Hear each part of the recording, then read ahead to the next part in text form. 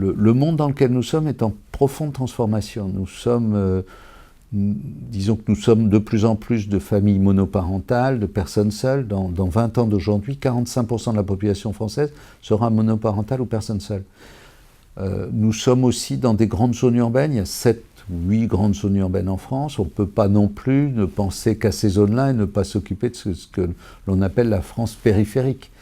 Tous ces éléments-là nécessitent que le politique ait une vision de ces éléments de démographie, de ces éléments complexes du vivre ensemble, de la mixité aussi sociale, et que tous ces éléments-là nécessitent qu'il y ait des politiques stables.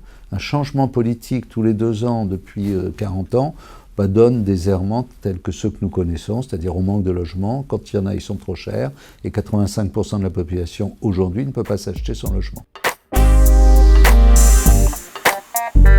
D'abord, il faudrait donner la possibilité déjà de regarder le fait que le logement est un acteur économique majeur, est un engagement sociétal majeur. Donc s'il est sociétal et s'il est majeur, il faut accepter de réguler un certain nombre de thèmes. Par exemple, éviter la flambée des prix sur le foncier.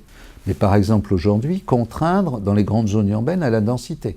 Ça veut dire que sur un terrain, ce n'est pas une densité minimum, mais c'est une densité obligatoire, parce que les terrains dans les grandes zones urbaines sont rares, donc ils sont chers, donc ils sont complexes, etc.